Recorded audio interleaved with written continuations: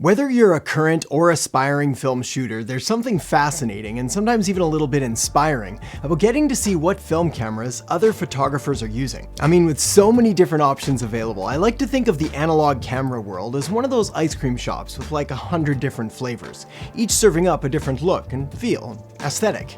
Feel like a classic flavor? Maybe vanilla or chocolate? Well, you've got your Canons like the A1 or the slightly more upscale Canon F1. But there's also the Nikon FE2, which might just do the trick. Or maybe you want something a little more fancy from the menu, let's say cookies and cream, in which case the Leica M6 is always a crowd pleaser, but if you're not afraid of being a little controversial, you could always go with the rum raisin of Leicas, the Leica M5. Just feel like sampling? Well, there's good disposable options available for around 20 bucks. Want a single scoop? Get a point and shoot. Feel like upgrading to a waffle cone? There's some great film SLRs that I'm going to introduce you to in just a minute. Feel like going wild with a triple scoop banana split complete with whipped cream and a cherry on top? Well, my friend, that's where medium format 120 film comes into play. And that's what makes all of this just so much fun and delicious. I've had a lot of different film cameras come and go over the years, but these are the ones that I've held on to as they each hold a special place in my heart. So let's start with the point and shoots and work our way through, starting with one of the best little nuggets of film magic available, the Olympus Mju. The Olympus Mju is not just a camera, but a pocket-sized maestro in the symphony of life that sings a 35mm song that's nothing short of mesmerizing. Photos rich in color and filled with an aesthetic that's straight out of a movie. The Mju's sleek form is like a pebble that's been perfectly shaped by time and the elements and feels right at home in the palm of your hand or when sliding into your pocket with the smooth finesse of a practiced magician. This compact virtuoso doesn't mess around with lens swapping. It's monogamously equipped with a versatile 35mm f3.5 lens that loves to capture every detail. And its shutter sound? A soft, satisfying click that feels like successfully assembling IKEA furniture on the very first try. The Olympus Mju is for the astute observer, the casual explorer, the Sunday stroller, the pavement pounder with a photographer's eye, or anyone serious about capturing life's melodies one frame at a time. Next up, another appearance by Olympus with the Olympus Trip. Not just a camera, but a seasoned travel companion, ever ready to capture the essence of your journey. A reliable 35 film ally, infusing each photo with the vibrancy that elicits the scent of memories and the taste of adventures. Sporting a sleek and compact design, this little guy fits in your hand as snugly as a burrito in its wrap. Forget fiddling with lens changes, this smart travel buddy comes equipped with a 40mm f2.8 lens, a popular choice adept at capturing every milestone. It has a distinct shutter sound, a confident yet understated click that's as satisfying as collecting passport stamps. And winding the film? Well, it's like the suspense before unveiling a surprise gift. Moving on to another point and shoot classic, the Canon AF35M. This isn't just a chunk of plastic and glass. No, my friends, in the energetic world of 35mm film photography, this bad boy is your trusty sidekick, who's got a knack for stealing the limelight. Armed with a fixed 38mm f2.8 lens, it's your personal maestro conducting an orchestra of colors and details in every snapshot. The photos it produces?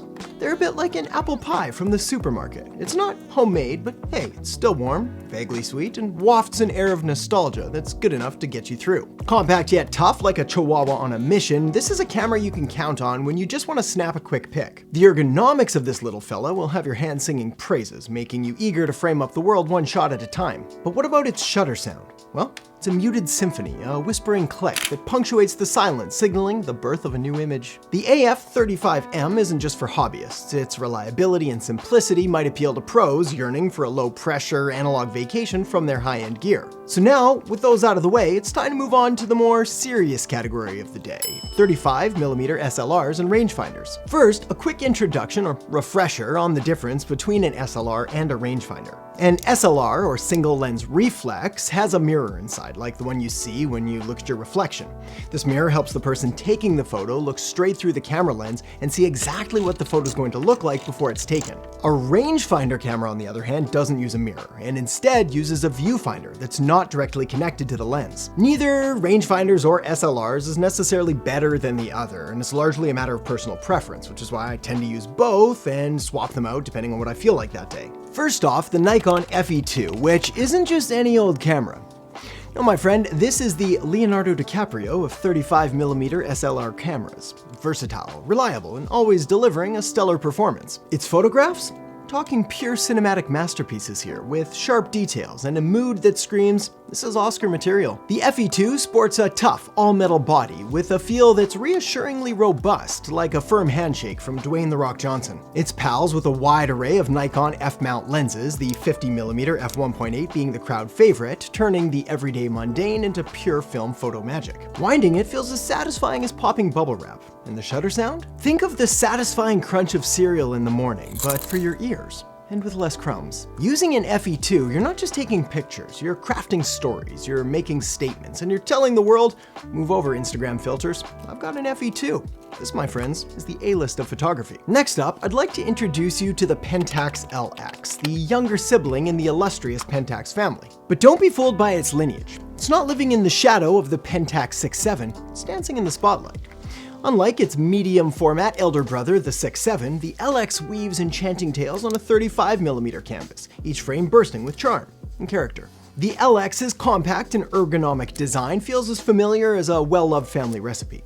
Offers a delightful spread of lens compatibility, with the 50mm f1.4 being a favorite for crafting deliciously sharp and vibrant imagery, but the 35mm coming in at a close second for landscape and street shots. And the shutter sound? It's like opening a cold can of your favorite beverage on a hot sunny day. Refreshing and right on cue.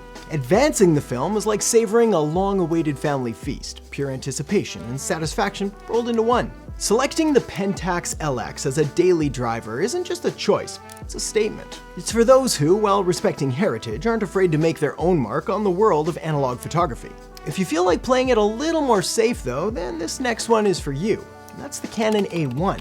This is the Canon A1, and it's easily one of my most used film cameras, as it's the first film camera I got when I got back into film photography and started taking it more seriously. The Canon A1 is less of a device and more of a seasoned chef. Using its 35mm film format, it whips up images that are a veritable feast for the eyes, each shot garnished with a unique, vintage flair. Its sleek design feels in your hands like the perfect handshake, firm yet familiar, and it's more inclusive than a group hug when it comes to lens compatibility thanks to its FD lens mount. Much like many of the other cameras, the 50mm f1.4 is the life of the party, being sharp, fast, and a master at turning even a dumpster into a work of art.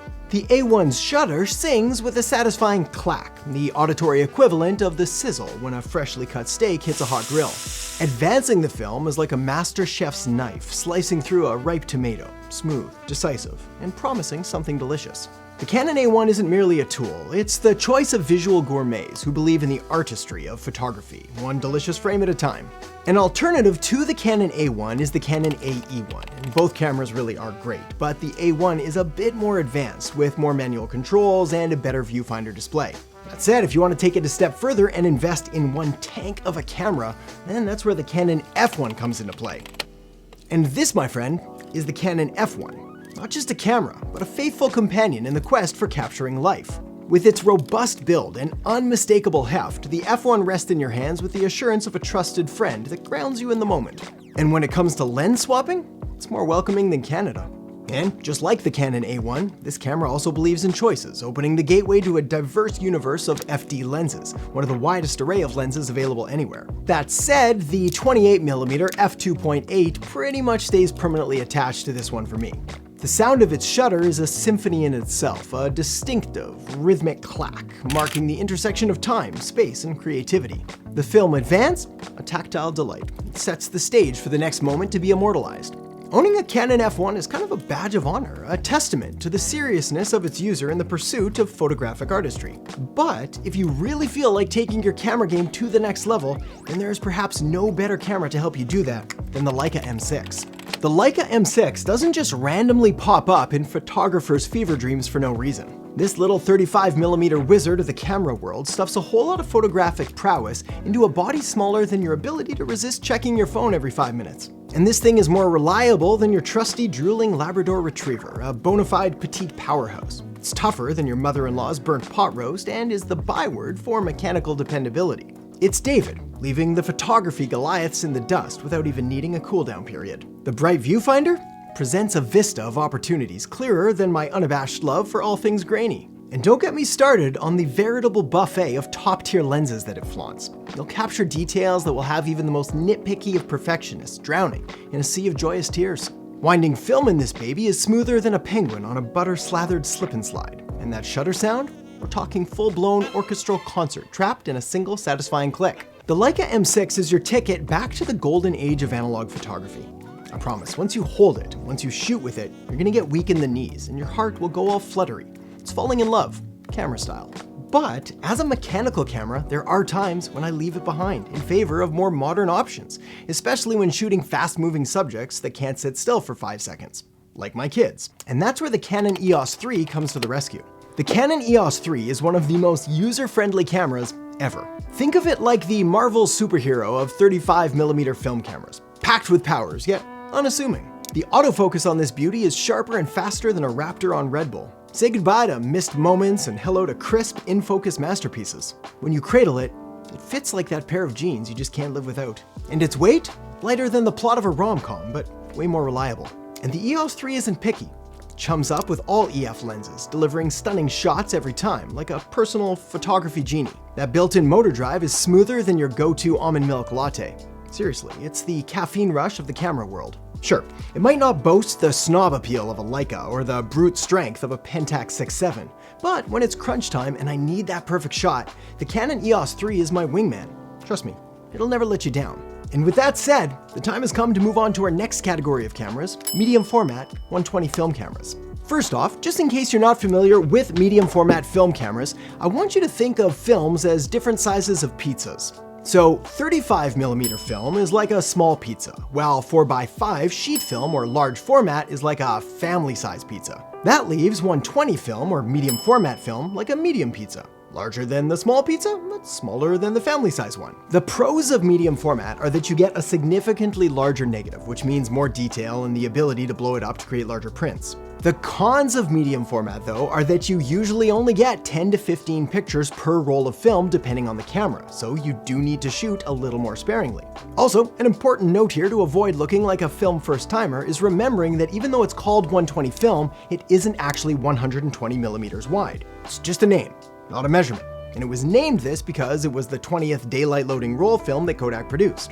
Now, let's get to the cameras, starting with one of my favorite cameras of all time, the Pentax 6.7, which, I assure you, is no ordinary camera.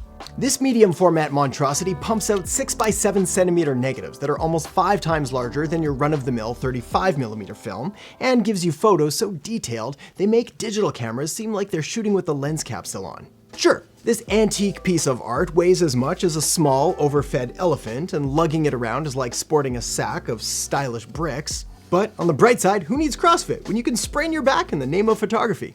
And the rugged utilitarian feel of this photographic beast is a perpetual reminder of its authenticity, resilience, and possible use as an impromptu weapon in case someone decides to try to steal your Portra 400. Thanks to its double bayonet lens mount, this bad boy's lens game is as strong as a hipster's love for artisanal coffee. However, the pièce de résistance has to be the 105 f2.4. Oh, and did I forget to bring up its distinctive shutter sound? It's as subtle as a shotgun going off in an empty forest. A declaration that you're not here to take cute selfies, you're here to capture photographic art. Or at the very least, wake up every living being in a 5-mile radius. Next up, another beast of a camera, the Mamiya RB67.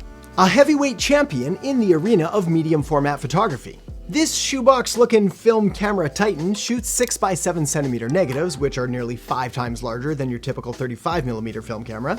But let's talk about this physique. I mean, I'm all about body positivity here, but this baby's hefty. Almost intimidatingly so. But that's where its charm lies. Hoisting this camera up, feeling its substantial build, you're left with no doubts about the formidable quality that it embodies. Not only will it build your biceps, you can sense the authenticity, the robustness, and the sheer gravity of its presence that says, yes, I am indeed the Jupiter of cameras. It's a workout and a masterclass in engineering all rolled into one. The RB67 boasts a versatile range of compatible lenses thanks to its rotating back system. Among these, the 90 and 127mm stand tall as most photographers' favorites. And have I mentioned the unmistakable sound it makes yet? Well, its shutter sounds like a thunderclap echoing in a quiet valley, a sound that punctuates the air, an assertion of its professional intent. A clear signal to everyone in the vicinity, this is a tool meant for serious craftsmanship.